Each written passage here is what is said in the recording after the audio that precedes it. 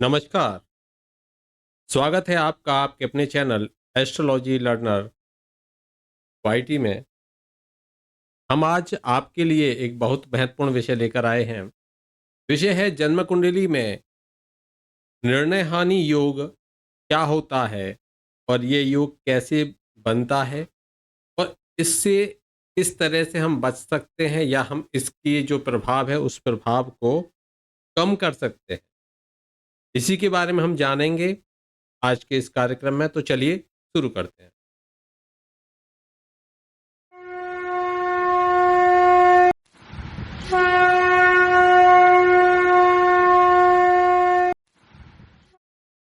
हम सभी जानते हैं कि जो लग्न कुंडली है, उस लग्न कुंडली में जब लग्न यानी कि लग्न स्वयं जातक और लग्न की बुद्धि यानी कि पांचवा भाव, लग्न की बुद्धि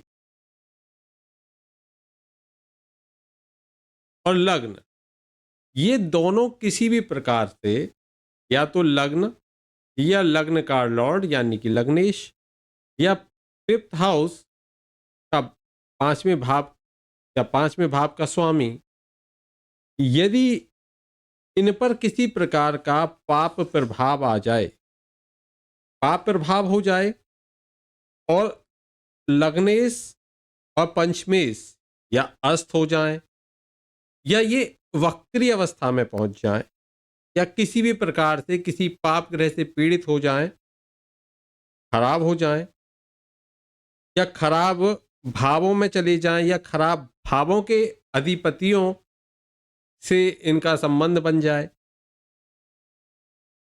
और इनके साथ ही गुरु या फिर मंगल या फिर शनि या फिर राहु, ये भी खराब स्थिति में आ जाएं, नीच हो जाएं, अस्त हो जाएं या फिर अपने किसी खराब स्थान में चले जाएं, ये स्थितियां बन जाएं, अन्य पाप ग्रहों के साथ में बैठ के पीड़ित हो जाएं, तो खराब स्थिति में हो जाएं तो फिर बुद्धि खराब हो जाती है। तो इसको कहते हैं कि वो व्यक्ति सही से निर्णय नहीं ले पाता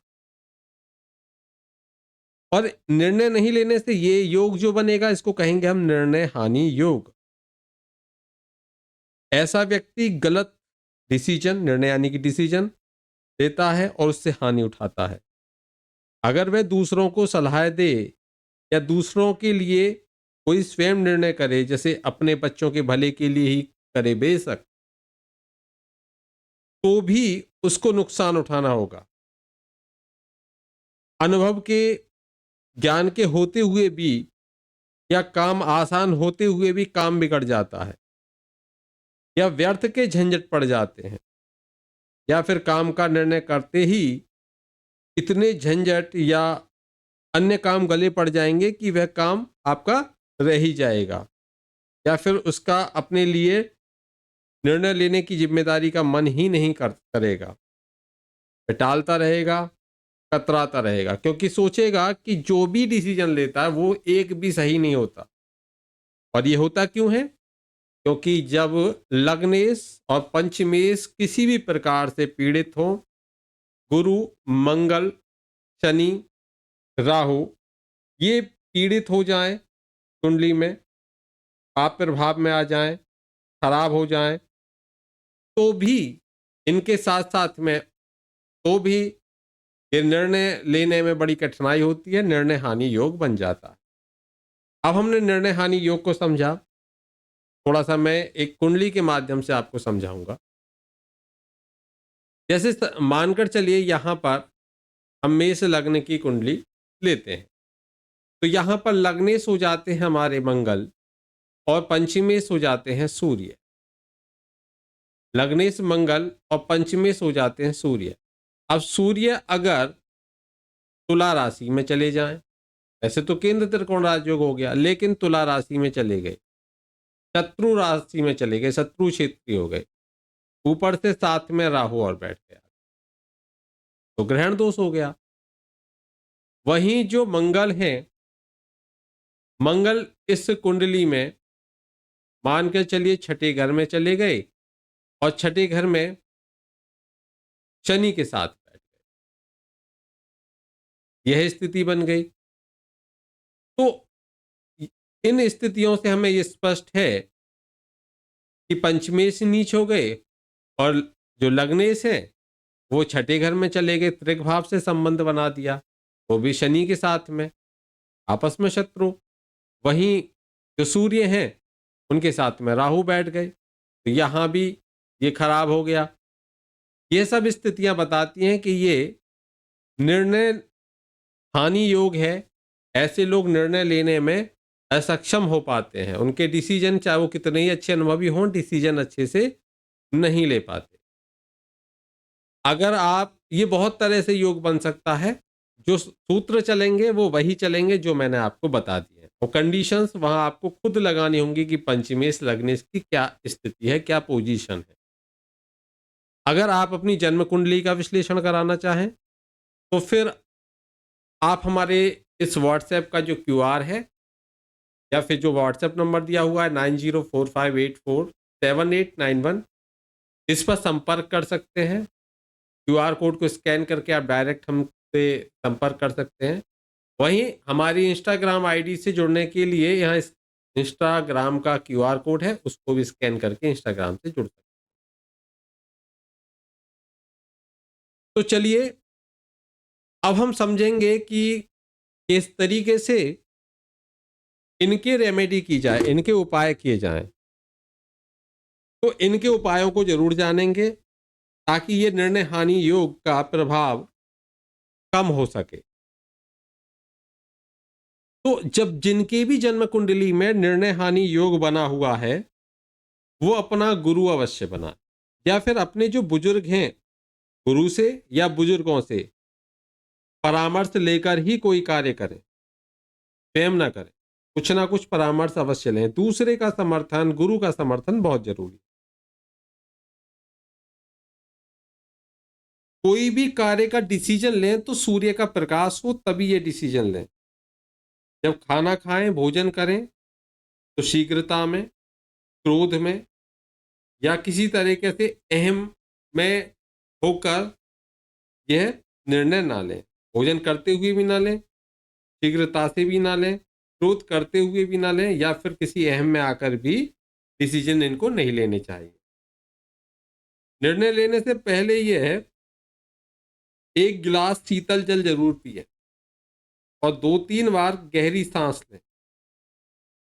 सीढ़ियाँ, शौचालय, चौराहे, जो घर की दहलीज होती है, या शमशान, कूड़ेदान, कीचड़ या दलदल आदि के निकट, या संध्या के समय या फिर राहु काल में कोई भी निर्णय नहीं लेना चाहिए।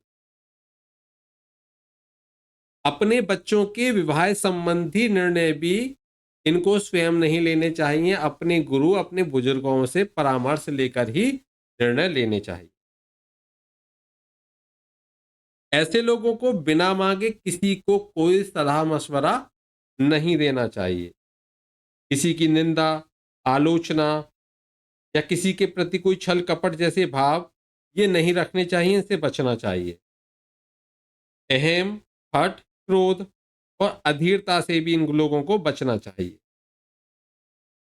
जो बहुत सारे लोग होते हैं ना, दावे करते हैं, ठीक है ना, वो दावे इनको नहीं करने चाहिए, उनसे बचना चाहिए। गुरु जरूर बनाएं और गुरु के प्रति समर्पित रहें, ये इनको भाव अपने मन में रखना चाहिए, और लालच भी इनके मन में नहीं आना चाहिए। देखिए, रिक्ता या 6 तिथियों में कोई इंटरव्यू, कोई डिसीजन, नई नौकरी या नए कार्य इनको आरंभ नहीं करने चाहिए, उन्हें टालना चाहिए। कोई भी बड़ा काम या कोई निर्णय, बड़ा निर्णय ले रहे हैं तो गुरुवार को करने का प्रयास करें। गाय और तुलसी की ये लोग सेवा करें तो इनको लाभ होता है। ऐसे लोगों को उगते सूर्य को नित्य हल्दी मिला जल देना चाहिए। जल में हल्दी डाल के वो जल सूर्य को अर्पित करना चाहिए। गणेश, अथर्वशीष या गणेश सहस्त्र नाम और नील सरस्वती स्तोत्र या कार्तिकेय स्तोत्र का पाठ इनको अवश्य करना चाहिए। इनमें से कोई एक पाठ नित्य और आजीवन करना चाहिए। शंख में रखा हुआ जल इन लोगों को पीना चाहिए, वो इनके लिए अच्छा होता है। प्रति शनिवार थोड़ा सा लेड जो होता है, लेड धातु है, उसे नाली में इनको डाल देना चाहिए। इनके भी निर्णय हानि दोष बना हुआ है। सिर के बाल बहुत छोटे या बहुत लंबे इन लोगों को नहीं रखने चाहिए। सैंडल नहीं पहनने चाहिए इन लोगों को। सैंडल पहनना इनके लिए अच्छा नहीं होता, लेकिन चांदी ये लोग अवश्य पहने। जूते पहन सकते हैं लेकिन सैंडल ना पहने, ये ध्यान रखिए। एक उपाय इनके लिए बताता हूं जो विशेष उपाय है। एक जायफल को दोनों ओर चांदी की कैप लगवाकर मड़वाकर इन लोगों को गले में पहनना चाहिए। उससे ये निर्णय हानि दोष बहुत शांत होता है, अच्छे से शांत होता है। लाल, नीले या काले कपड़े इन लोगों को नहीं पहनने हैं और कुछ देर नित्य पीपल के नीचे बैठना शुरू करें। वहां बैठें, मन को शांत रखें और अपनी बात वहां पीपल से कहना शुरू करें। बात और पित्त वर्धक आहार विहार का सेवन नहीं करना है। पशु पक्षियों की सेवा करें, सत्संग और स्वाध्याय करें। अति महत्वाकांक्षा तथा प्रतिशोध भावना से इन लोगों को बचना चाहिए। तो ये थे कुछ उपाय जो एक व्यावहारिक रूप से भी और आध्यात्मिक रूप से भी और ज्योतिषीय रूप से भी आपके लिए मैंने यहाँ बताए हैं। इनको आप करके इस निर्णय हानि दोष या योग से आप काफी हद तक अपने आप को सुरक्षित कर सकते हो। ऐसे ही महत्वपूर्ण योगों के लिए आप हमसे जुड़ सकते हो। जिन्होंने चैनल को अभी तक सब्सक्राइब नहीं किया है, चैनल को सब्सक्राइब कर लीजिए, बेल आइकन को प्रेस कर दीजिए ताकि हम जब भी लाइव आएँ उसका नोटिफिकेशन आपको मिलता रहे। और कमेंट बॉक्स में कमेंट करके अपना फीडबैक अवश्य दें। और जिनको भी अपनी जन्म कुंडली का प्रेडिक्शन कराना है, विश्लेषण कराना है, वह जन्म कुंडली का विश्लेषण हमारे व्हाट्सएप से जुड़कर करा सकते हैं। वहाँ पर जो भी फीस है वो आपको बता दी जाएगी। जो लोग हमारे, अभी हमने इंस्टाग्राम शुरू किया है, तो जो लोग हमारे इंस्टाग्राम से जुड़ना चाहें तो इंस्टाग्राम से जुड़ सकते हो। तो चलिए आज के लिए इतना ही, फिर मिलते हैं एक नए विषय के साथ में। तब तक के लिए जय श्री कृष्ण, राधे राधे।